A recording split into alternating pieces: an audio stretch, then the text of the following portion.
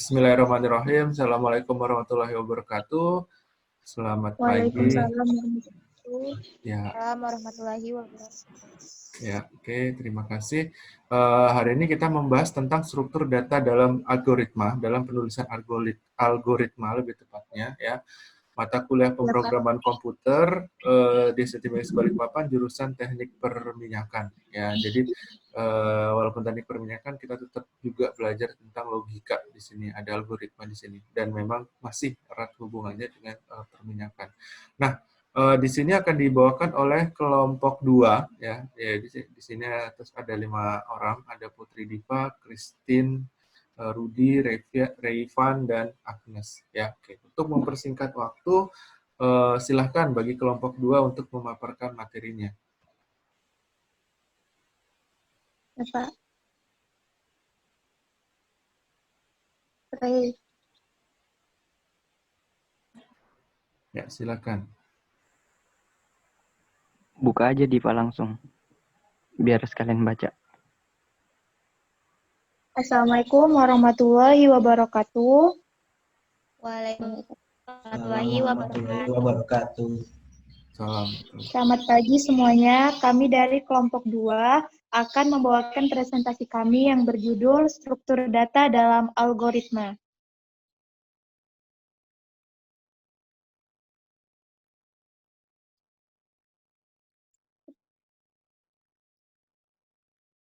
Pokok bahasan dalam struktur data dalam algoritma ini menyangkut tentang definisi struktur data dan tipe data serta jenis-jenisnya, pengertian konstanta dan variabel, pengertian array, pengertian stack, pengertian queue, pengertian tree, dan pengertian graph.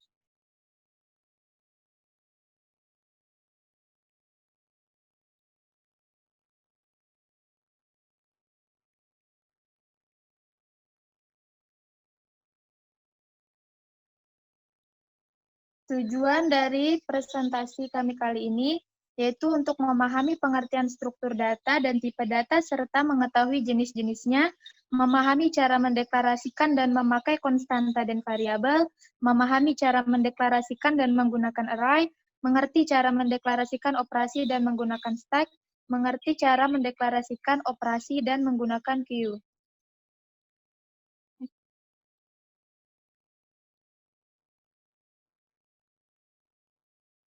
Apa itu struktur data? Dalam istilah ilmu komputer, struktur data adalah cara penyimpanan, penyusunan, dan pengaturan data di dalam media penyimpanan komputer sehingga data tersebut dapat digunakan secara efisien.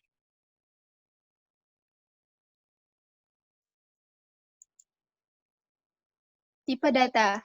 Jadi, setiap data itu memiliki tipe data. Apakah merupakan angka bulat, angka pecahan, atau berupa karakter, dan sebagainya. Tipe data adalah pengelompokan data berdasarkan isi dan sifatnya.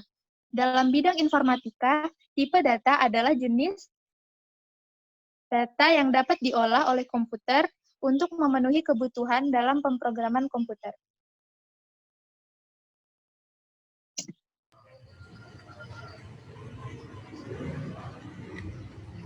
Secara garis besar, tipe data dikategorikan menjadi 3, yaitu tipe data dasar, tipe data bentukan, dan tipe data abstrak. Untuk tipe data dasar atau primitive data type adalah data yang sudah ada dan dijadikan standar dalam bahasa pemrograman. Tipe data dasar ini dibagi lagi menjadi 4, yaitu integer atau bilangan bulat, float atau double atau biasa disebut dengan bilangan real, char atau karakter, boolean atau logika.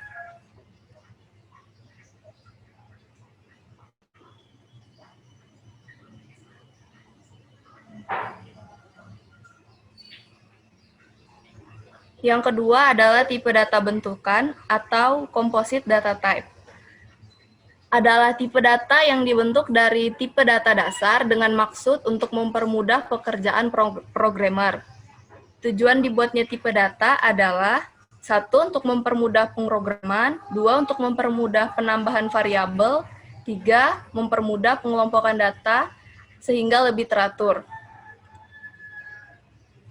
Yang ketiga adalah data abstrak atau abstrak data type, adalah tipe data yang didefinisikan sendiri oleh pemrograman untuk suatu keperluan tertentu yang tidak mungkin untuk mendeklarasikan dari tipe data yang sudah ada. Contoh tipe data abstrak adalah struct, queue, list, tree, graph, dan lain-lain.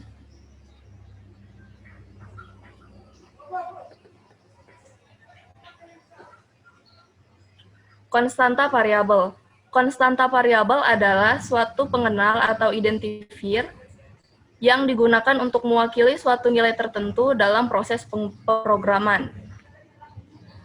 Konstanta dan variabel merupakan tempat di memori komputer untuk menyimpan data berupa nilai dengan tipe data tertentu. Secara logika dapat dibayangkan sebuah konstanta atau variabel sebagai sebuah kotak kosong yang dapat diisi dengan suatu tipe data tertentu. Misal kita membuat sebuah variabel berupa bilangan bulat. Maka logika kita sedang membuat kotak kosong yang hanya dapat diisi dengan kertas yang bertuliskan dengan bilangan bulat. Tidak boleh dengan bilangan selain bilangan bulat.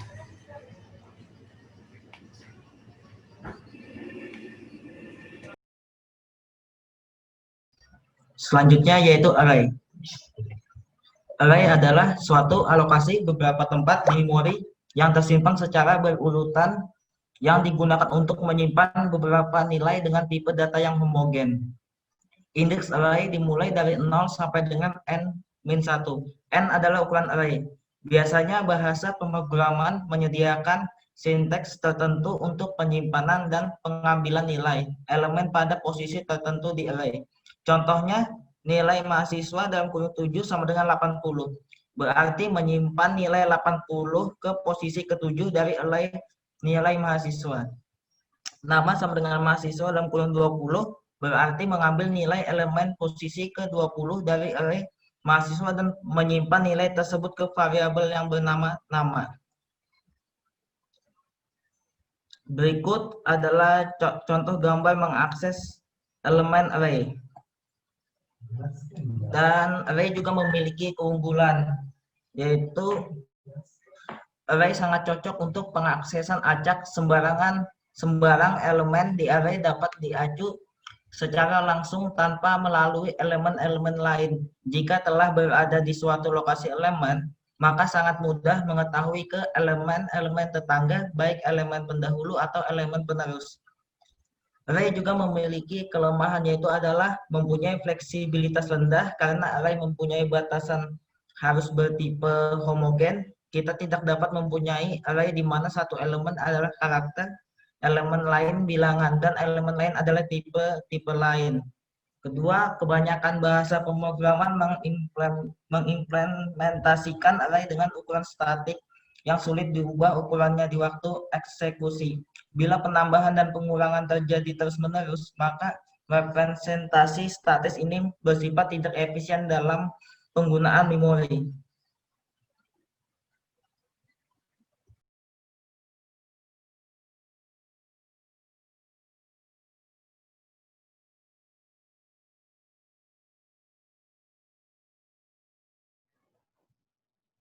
Stack. Secara bahasa, stack berarti tumpukan. Jika dikaitkan dengan struktur data, stack berarti sekumpulan data yang strukturnya menyerupai tumpukan. Cara mengakses stack adalah dengan melakukan operasi dasar pada stack yaitu operasi push dan pop.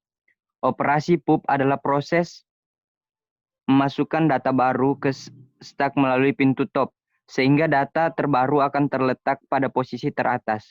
Operasi POP adalah proses mengeluarkan atau mengambil data dari stack, dan data yang diambil adalah data yang terletak di posisi teratas.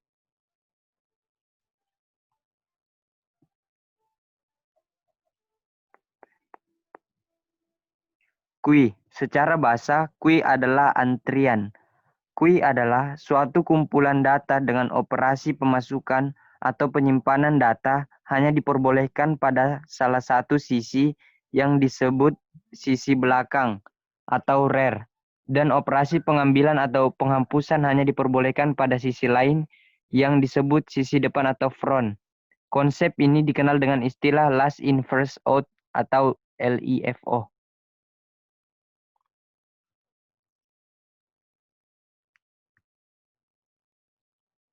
Tree.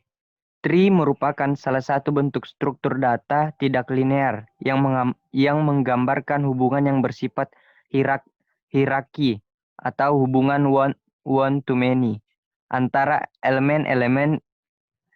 Bentuk tree menyerupai sebuah pohon yang terdiri dari serangkaian node atau simpul yang saling berhubungan. Node-node tersebut dihubungkan oleh sebuah vektor, sehingga tree bisa didefinisikan sebagai kumpulan simpul atau node dengan elemen khusus yang disebut root atau akar.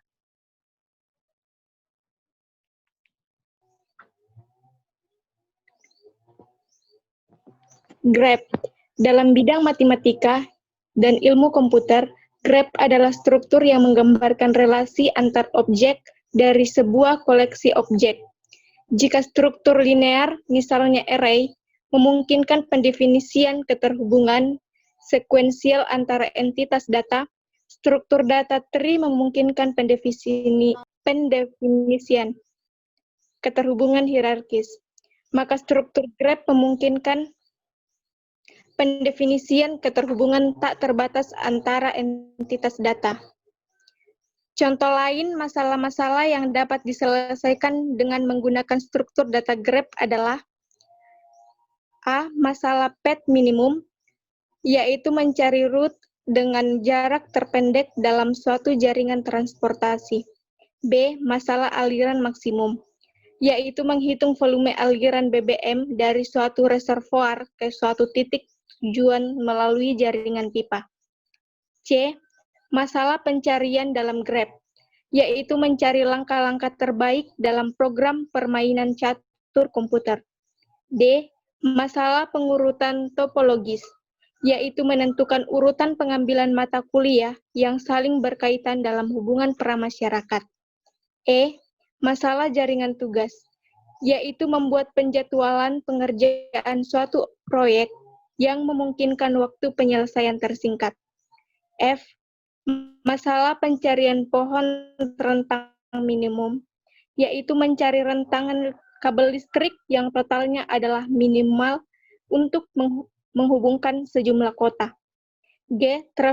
Traveling salesperson problem, yaitu tukang pos mencari lintasan terpendek melalui semua alamat penerima pos tanpa harus mendatangi suatu tempat lebih dari satu kali. Four color problem, yaitu dalam menggambar peta memberikan warna yang berbeda pada setiap provinsi yang saling bersebelahan. Untuk menyelesaikan permasalahan jalur terpendek, maka harus dilakukan penerjemahan dari bentuk graph ke bentuk matrik keterhubungan langsung, yang dibuat dengan menggunakan array 2 dimensi. Nilai-nilai yang tertera dalam list tersebut adalah jarak antara dua kota. Misalnya, nilai A yang terletak pada posisi baris 1 kolom 2 artinya adalah ada jalur dari kota A ke kota B dan jaraknya 6 satuan. Kebalikannya, dari kota B ke kota A baris 2 kolom 1 tidak ada jalur.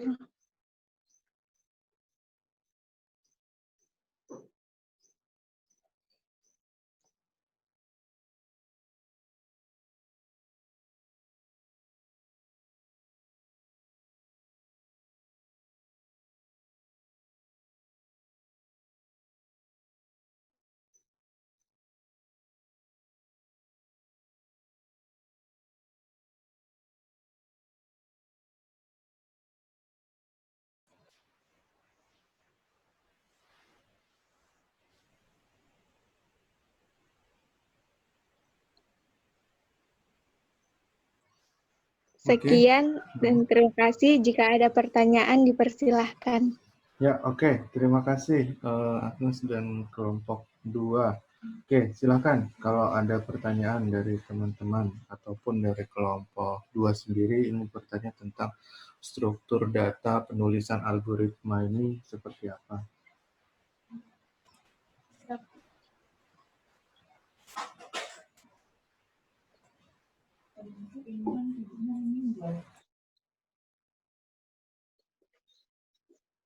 Mungkin dari teman-teman ada yang ingin bertanya? Oke, kalau tidak ada, jadi intinya di struktur data kembali yang ke bilangan integer, real, itu yang tadi saya mau jelaskan sedikit. Sambil menunggu pertanyaan. Tolong kembalikan ke slide yang sebelumnya tadi.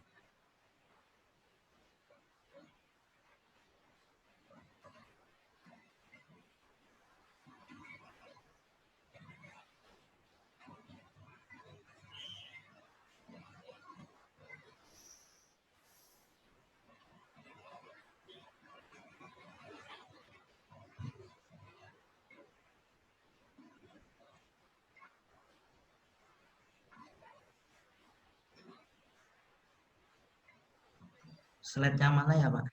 Yang bolehan yang satu slide aja yang integer, real, apa boolean dan yang lainnya. Ah ya, ini stop. Oke. Iya, Ya, jadi eh apa namanya? Tipe-tipe data dalam algoritma itu ada 4 yang paling sering kalian gunakan nanti ya di sini. Bahkan mungkin 3 kalau saya bilang ya. Itu ada integer, float, atau double, atau real. Beda-beda nanti namanya char, atau karakter, atau string di situ ya. Dan boolean atau logika. Integer, bilangan bulat. Itu saya berbicara teknis dulu. Itu nilainya adalah di minus 65.000 berapa sampai dengan plus 65.000 sekian. Ya, gitu. Jadi itu untuk bilangan bulat. Apa sih artinya bilangan bulat? Ya, tidak ada koma-koma, 0, 1, 2, 3, 4, 5, 6, 7, dan seterusnya. Minus 1, minus 2, minus 3, minus 4, dan seterusnya. Yaitu integer bilangan bulat. Nah, kalau float atau double atau bilangan real, desimal. Dia yang ada komanya. Komanya di belakang, apa, mau disetting angka di belakang komanya itu ada 2, ada 3, ada 4, dan seterusnya itu bisa. Ya, nanti kita langsung belajar ke bahasa pemrograman Python-nya. Oke, char atau karakter itu yang nulis nama apapun yang berjenis alfabet, ya, bukan angka. Sedangkan kalau boolean, logika ini yes or no, cuman ada 2, true, false, yes or no, lulus tidak. Terus itu pokoknya hanya ada 2 ya untuk boolean ya. Oke, itu mungkin untuk tipe-tipe data yang nanti mungkin akan kita pelajari di minggu depan ya. Saya rasa tadi udah semua dijelaskan ya. Tadi ada beberapa cara penulisan algoritma. Sebenarnya nanti bisa dilihat di channel YouTube yang punyanya anak TI ya. Di situ yang ada contoh bahasa Python-nya kelompok 2. Boleh dilihat seperti itu nanti yang akan kita pelajari ya untuk minggu depan. Kelompok 3 ya untuk yang mempresentasikan itu. Mungkin itu saja sedikit tambahan dari saya. Silakan ada pertanyaan dari kelompok lain terkait kelompok 2 dulu ya, terkait materi ini dulu atau kelompok 2 sendiri bahkan kalau ingin bertanya silakan.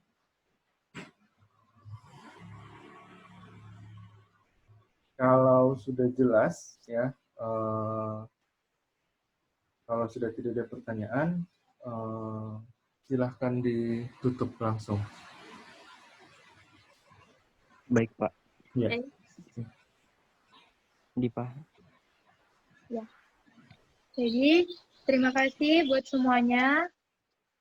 Kami dari kelompok 2 mengakhiri presentasi pada hari ini. Wassalamualaikum warahmatullahi wabarakatuh. Waalaikumsalam warahmatullahi wabarakatuh. Terima kasih.